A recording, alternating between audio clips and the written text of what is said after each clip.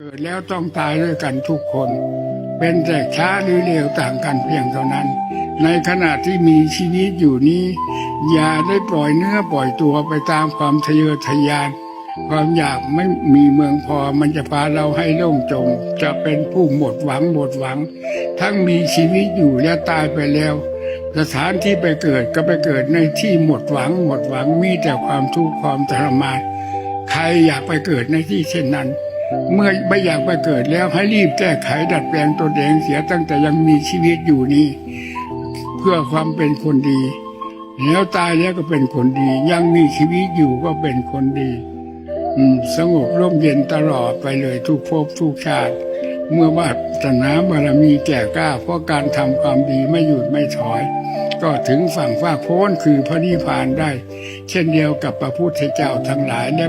ภาษาวกของพระพุทธเจ้าแต่ละพระองค์มีจำนวนมากขนาดไหนคนเราเมื่อรอชีวิตที่สมบูรณ์และมั่นคงจึงจะให้ท่านหรือจึงจะเข้ามาเข้าวัดฟังธรรมปฏิบัติธรรมบางคนที่เป็นข้าราชการก็ว่าเกษียณก่อนจึงจะเข้าบางคนก็ว่าให้รวยก่อนให้มีชีวิตที่สมบูรณ์และมั่นคงซะก่อนจังสิให้จังสินั่นแหละแต่ส่วนมาก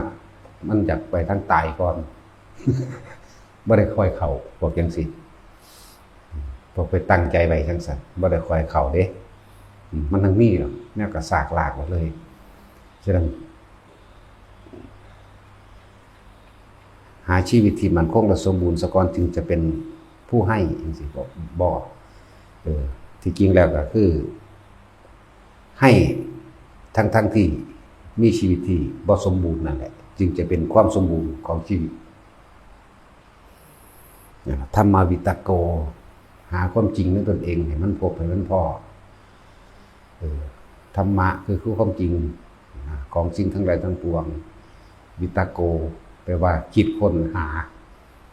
หรือว่าพึ่งนึกแล้วก็ตึกตรองหาจึงเรียกว่าธรรมวิตโกหาความจริงในชีวิตเจ้าของให้มันพอ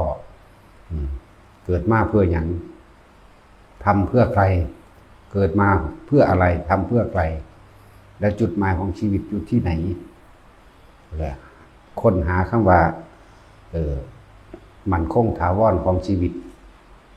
ความสมบูรณ์ความมั่นคงความถาวรของชีวิตมีอยู่จริงบ่ว่าทุกคนค้นหาในตนเองแหละความสมบูรณ์บริบูรณ์หรือความมั่นคงในชีวิตบ่มีหนึ่งจากอย่างนั่นแหละว่าให้ค้นหาตนเอง เกิดมานี่เพื่อหยังเฮ็ดเพื่อหยังแล้วก็มีจุดหมายของชีวิตแบบใดในตัวเองจังว่าแต่ละคนคือน้อยนักน้อยหนาหรอกว่าคนที่เข้าใจ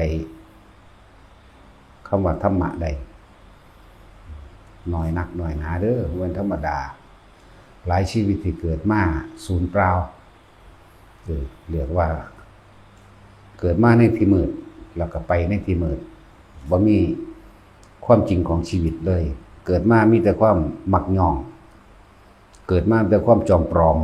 หรือโกหกตัวเองแล้วคนบ่มักความจริงคนมักความจอมปลอมคนมักความหลอกลวงและโกหกถึงสั่นบ้านเฮาเอิ้นว่าคนส่วนมากมักย่อบ่มักความจริงมักแต่คำยืนย่อสรรเสริญจอมปลอมโดยฟังธรรมบ่เข้าใจทางสิเปรียบเทียบเอาเฉพาะว่าที่ไม่ใช่พุทธศาสนาที่ไม่ใช่พุทธศาสนาเด้อนั่นแหละได้ชีวิตขึ้นชื่อว่าเป็นมนุษย์เปล่าๆแต่ว่าส่วนมากลงสู่อบายภูมินะอยากว่าเกือบทั้ง 100% พุ่นแหละแต่อาจสิยังอยู่บ่กี่ 0.1% ที่ไปสวรรค์ได้บัดนี้เจาะจงเอาเฉพาะพุทธศาสนาขนาดคำว่าเฉพาะพุทธศาสนาก็ยังบ่ต่างกันบางพวกส่วนมากคือกันเลย99%บัดนี้ยังมีอยู่ดอกเปอร์เซ็นต์นึงเอาเฉพาะพุทธศาสนาแล้ว99% ก็ยังใส่จะยังมีความเชื่อถืออย่างอื่น ยังมีความมักย่องมักหลอกลวงบ่มักของจริงมีแค่เปอร์เซ็นต์เดียวเท่านั้นแหละที่พ่อว่าได้ไปสวรรค์พรหมโลกหรือนิพพานนั่นแหละจังหวะ99%เด้อขนาดว่าในพุทธศาสนาแล้วก็ยังสิ99%อยู่ไปได้อบายภูมิเหลือเปอร์เซ็นต์เดียวแล้วก็จังมาแบ่งอีกจาก2 ส่วน3 ส่วนเอา2 ส่วนหนึ่งมนุษย์จากมนุษย์สู่มนุษย์ส่วนหนึ่งไปเทวดาก็รวมทั้งพรหมนั่นแหละเทวดาแต่อีกน้อยนักน้อยหนาที่เข้าถึงพระนิพพานได้น้อยนักน้อยหนานั่นแหละเฉพาะประเทศโดยศาสนาอื่นๆบ่ได้เชื่อเรื่องของกรรมบ่ได้เชื่อผลของกรรมบ่ได้ค้นหาความจริงในชีวิตว่าสัตว์โลกเป็นไปตามกรรมเข้าใจว่ามีเทพเจ้าหรือสิ่งศักดิ์สิทธิ์ดลบันดาลให้เพราะในพุทธศาสนาก็มีความเชื่อแบบนั้นเหมือนกันทั้งที่วัดกับเขาแต่ว่าพระเจ้ากนกนั่นเองวัดกับเขาพระเจ้ากนกแต่ว่าบ่ถือเอาธรรมไปถือเอาความเชื่ออย่างอื่น